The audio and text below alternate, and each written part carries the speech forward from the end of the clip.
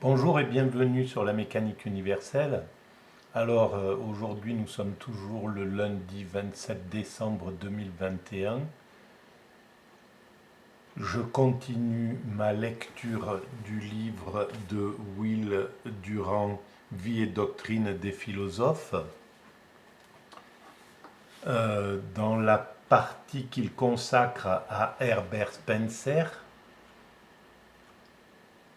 et je suis qui Herbert Spencer, un philosophe anglais qui a vécu à l'époque de Darwin, à la même époque que Darwin, et qui s'est intéressé à l'évolution de l'humanité, à toutes les évolutions qu'on peut rencontrer dans l'humanité. L'évolution du droit, l'évolution de... alors donc, l'évolution.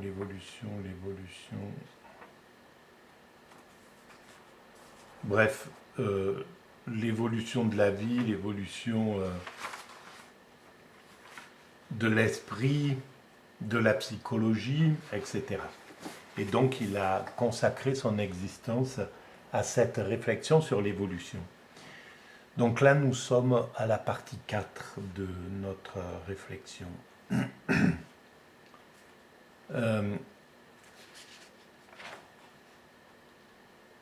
Donc,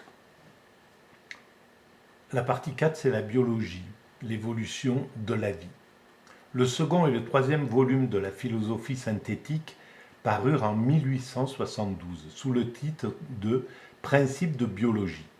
Il s'y rencontrait des lacunes bien naturelles chez un philosophe qui pénètre dans un domaine de spécialité, mais ces erreurs de détail étaient compensées par de lumineuses généralisations qui donnaient une unité et une intelligibilité nouvelle au vaste champ des faits biologiques. Spencer débute par une définition restée célèbre. La vie est l'ajustement continu des rapports internes aux rapports externes. La perfection de la vie dépend de la perfection de cette correspondance. Et la vie est parfaite quand la correspondance est parfaite. Cette correspondance n'est pas une simple adaptation passive.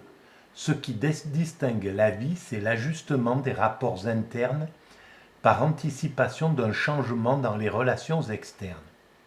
Par exemple, lorsqu'un animal se blottit pour éviter un coup, ou que l'homme fait du feu pour chauffer ses aliments.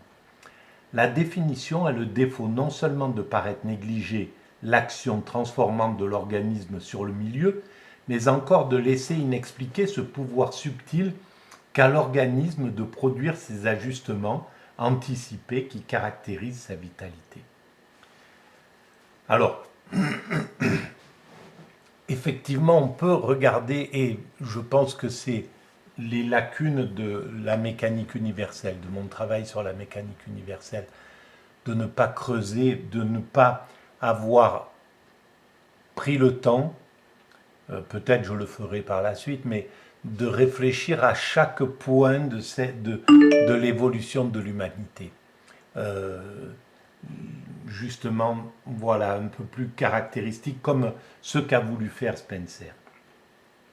Mais en même temps, en se posant d'un point de vue un peu darwinien, on a la fâcheuse tendance, je pense, à voir l'évolution des espèces comme la survie en fait par le mieux adapté, etc. C'est peut-être une réalité pour l'évolution de l'humanité. C'est possible que nous soyons sous ce régime, et il est possible que voilà, les grandes pandémies travaillent une sorte d'eugénisme. Ça serait terrible de le penser, mais il est possible que le constat, d'après euh,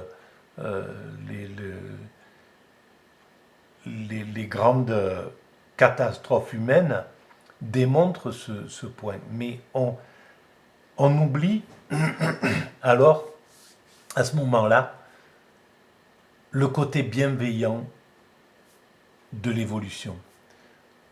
Et donc le côté qui prouve qu'il y a du divin. Et un divin positif comme celui dont parlent les religions comme le judaïsme, le christianisme, l'islam, un Dieu plein d'amour d'une certaine façon.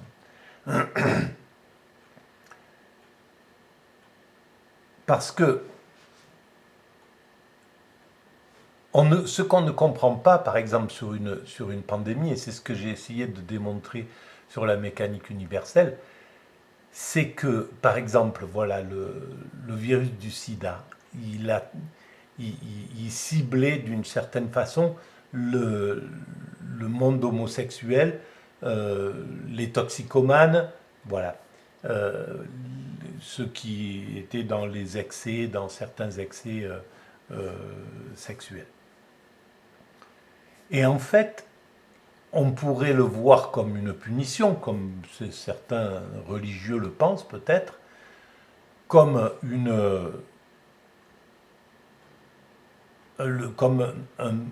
si on le prend du côté darwiniste, une sorte de sélection.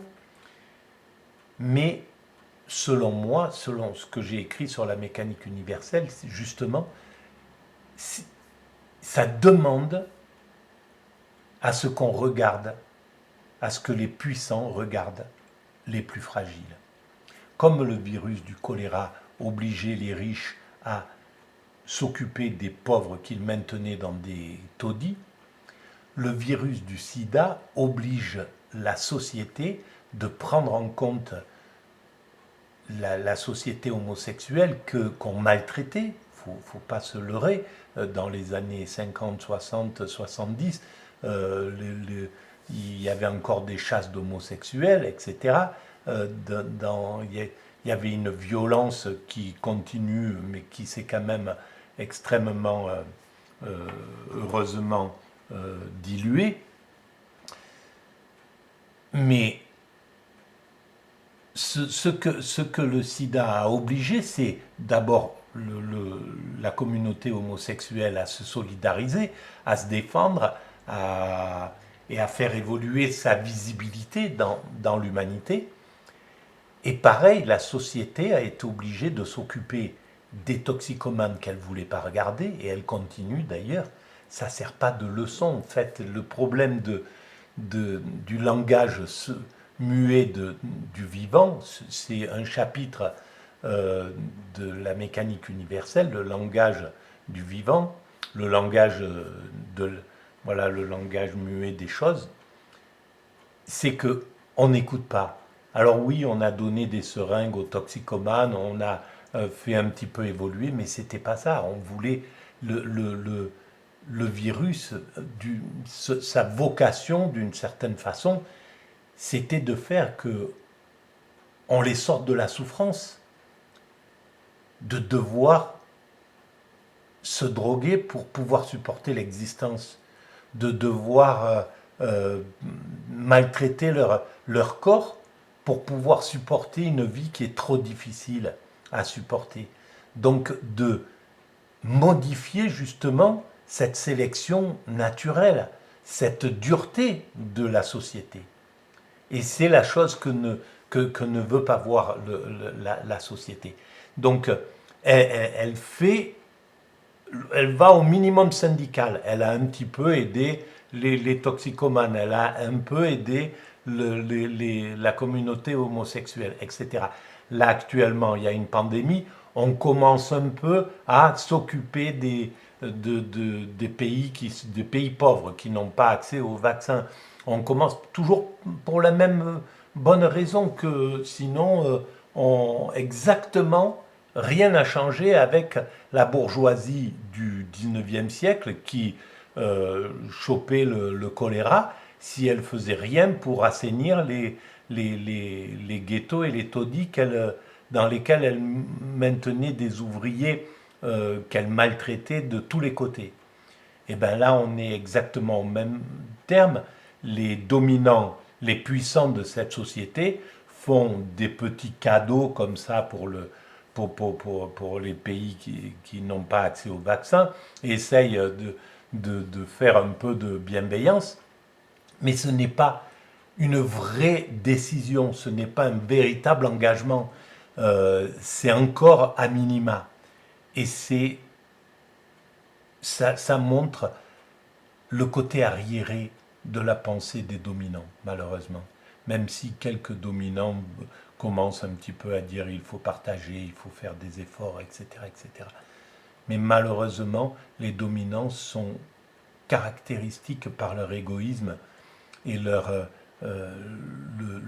désir de garder les choses dans l'état pour pouvoir se sentir dominant, justement, pour pouvoir se sentir supérieur aux autres. Il faut qu'ils maintiennent une classe de gens qui sont dans la souffrance et le dénuement absolu. Et c'est d'une grande tristesse.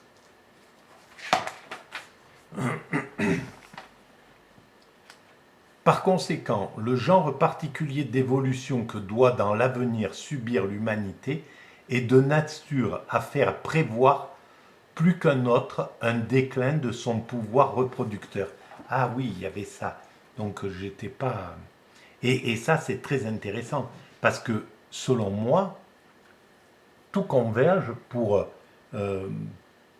qu'il n'y ait plus pour que la reproduction ne se fasse plus de façon classique. On commence à vraiment...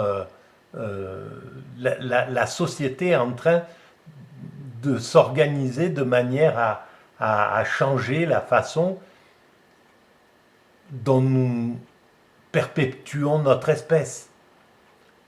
Et il faudrait vraiment une analyse pointue pour voir comment on a inventé le fait de faire des enfants en dehors du corps de la mère, etc. Comment on est en train de réfléchir à des nouvelles...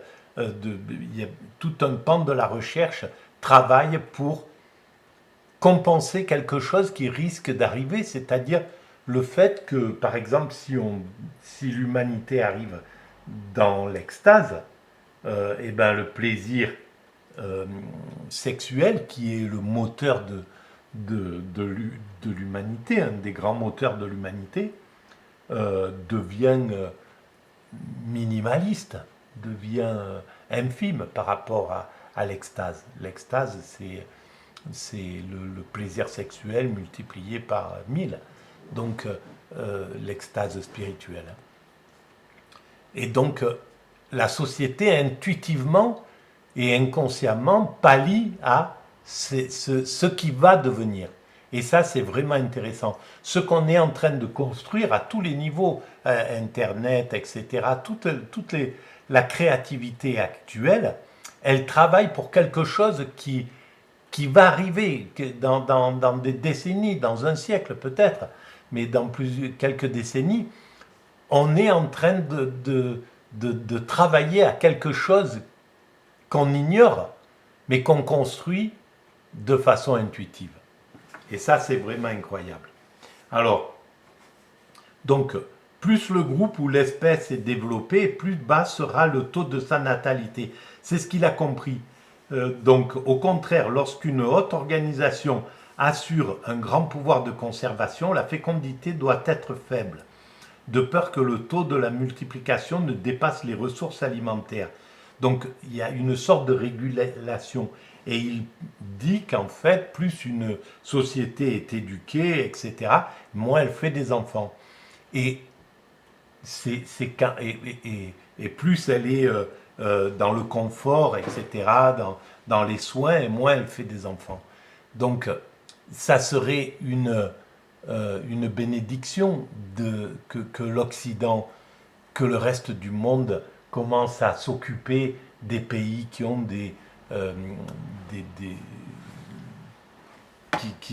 qui vivent, qui sont obligés justement, pour maintenir un taux de vie suffisant, de faire de nombreux enfants parce que beaucoup d'entre eux ne parviennent pas à l'âge adulte. Donc c'est à l'Occident de faire en sorte, s'il veut bien prendre le troisième, la fraternité, qui, dont il est dit que c'est notre base, que c'est une de nos bases, mais qu'on n'utilise pas suffisamment pour pouvoir aider les autres. Dès les origines, la pression du surpeuplement a été la cause immédiate du progrès. Elle a provoqué la dispersion initiale de la race. Elle a obligé les hommes à délaisser leur brigandage habituel pour l'agriculture.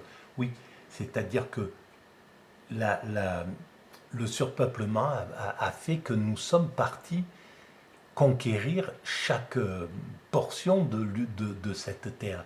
On est allé s'adapter, s'acclimater au pôle Nord, on est allé s'acclimater dans le désert, on est allé s'acclimater dans la forêt amazonienne, dans les cités lacustres, etc., etc. Donc, grâce à ça, en fait, ça a été un des moteurs, et c'est toujours des moteurs intuitifs. L'homme maintenant connaît l'ensemble de sa planète, et c'est grâce à cette chose instinctive, intuitive.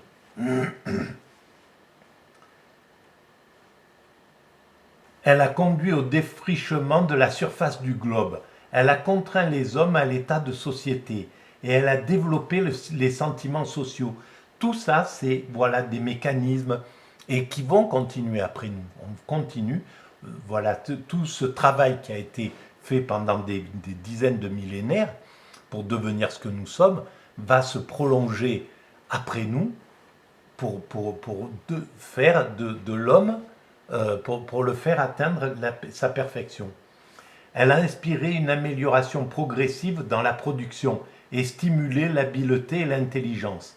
Elle est la cause principale de cette lutte pour la vie qui permet aux plus aptes de survivre et qui élève le niveau de la race. Voilà, le problème c'est ça. C'est que quand on est dans cette réflexion-là, on découvre des choses extraordinaires, mais on ne peut pas tomber dans le Galton de base, dans cet eugénisme inconscient. Et parce qu'en fait, on ne comprend pas encore le fondement de cette évolution, que c'est qu'on va vers la perfection, que la perfection c'est l'amour. Parce que si on comprenait ça, s'il avait compris ça, Spencer, si Galton avait compris ça, si Darwin avait compris ça, si Nietzsche avait compris ça, eh bien, il saurait sur quoi travailler. Il comprendrait que c'est pas que l'évolutionnisme c'est pas le plus apte à la survie, c'est pas pour favoriser le plus apte à la survie, c'est pour que la société devienne de plus en plus fraternelle et protège les moins aptes à la survie. Voilà exactement la logique de cette humanité. Et c'est ce que les spirituels, c'est ce que les religions amènent à l'humanité. Et malheureusement, le matérialisme amène le galtonisme. Le succès des plus aptes est-il dû surtout à des variations favorables et spontanées, ou bien à une hérédité partielle des caractères ou des facultés sans cesse acquis par les générations successives? C'est là une question dans laquelle Spencer ne prit pas parti. Il accepta volontiers la théorie de Darwin, mais il comprit qu'il y avait des faits qu'elle ne pouvait expliquer, qui forçaient à adopter, en les modifiant, les théories lamarckiennes.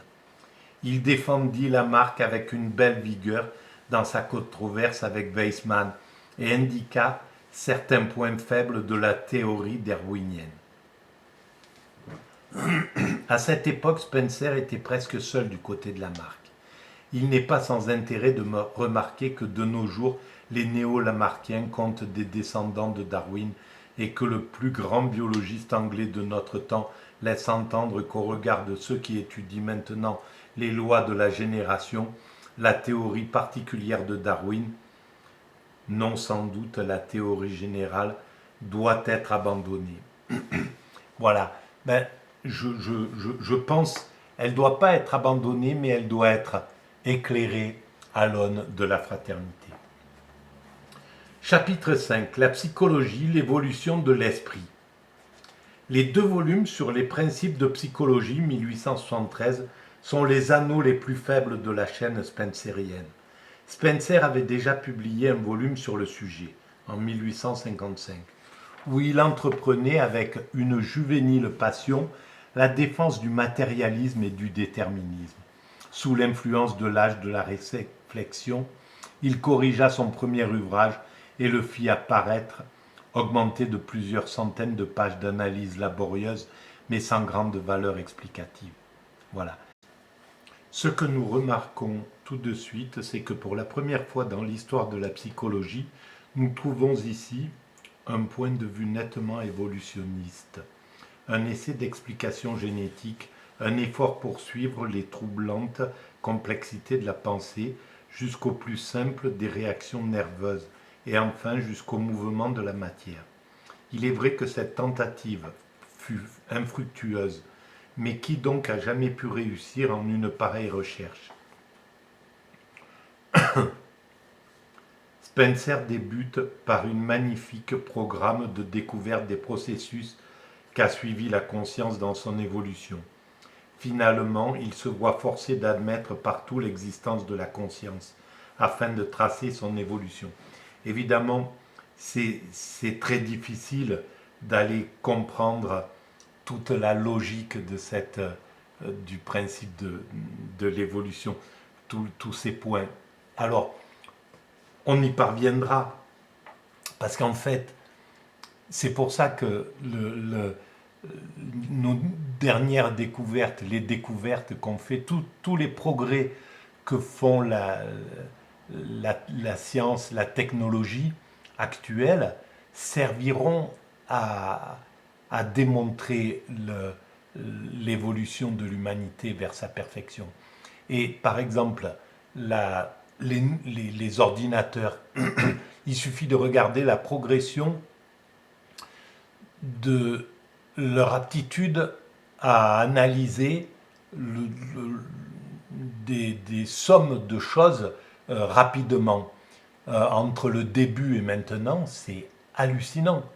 Donc il suffit de prolonger de 10, 20, 30 ans pour comprendre que les ordinateurs dans 3, 4, 5 décennies seront peut-être aptes à analyser, à prendre tous les points de ce qui s'est passé dans l'évolution de l'humanité et de programmer et de prolonger ce qui s'est fait dans le futur pour dire de façon déterminée, oui, l'humanité va vers l'extase.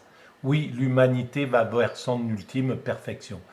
Parce qu'on ne peut pas y échapper, etc. Ça sera peut-être démontré de façon scientifique, par la technique, comme voilà, le darwinisme l'a été, comme l'atomisme l'a été plus tard, etc.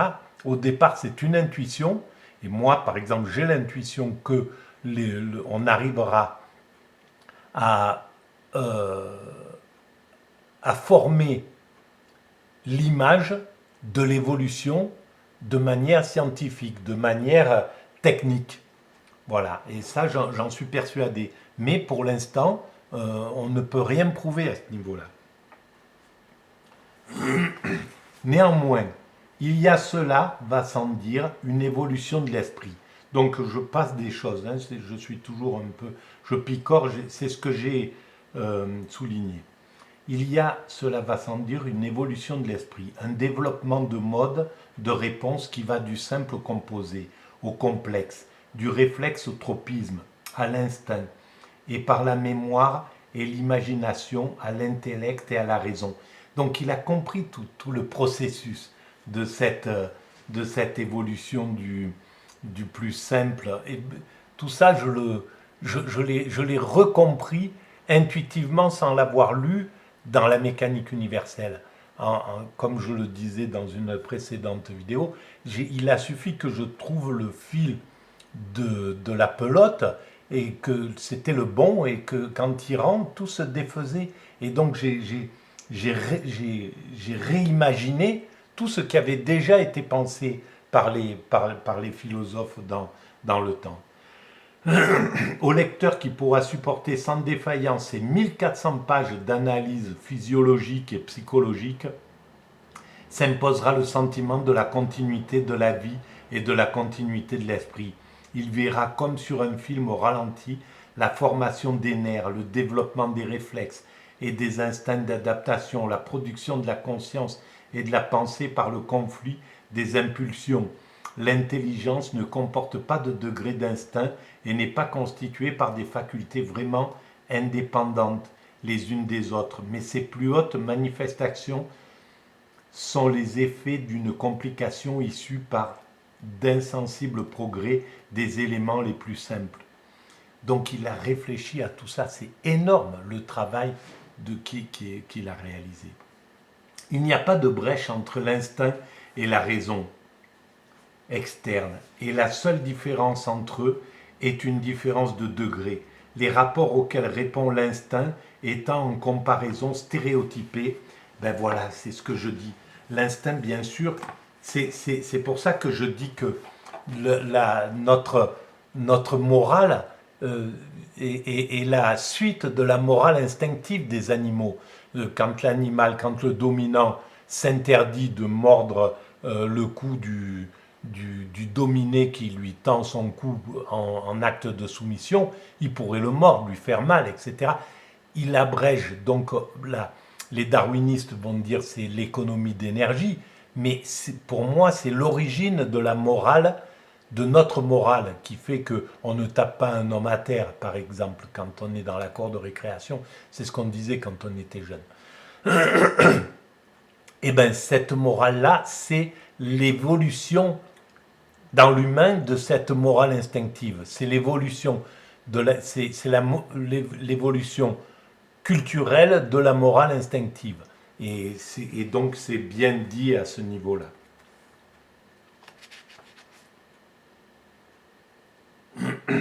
Dans la lutte avec d'autres réponses instinctives suscitées par une situation donnée, la délibération n'est pas autre chose que le conflit meurtrier d'impulsions rivales. Au fond, la raison et l'instinct, l'esprit et la vie ne font qu'un. Voilà, ben je suis tout à fait d'accord avec ça. Exactement. Voilà. Bon, là, je vais arrêter pour cette vidéo et je continue mon travail. Merci de votre écoute. À bientôt.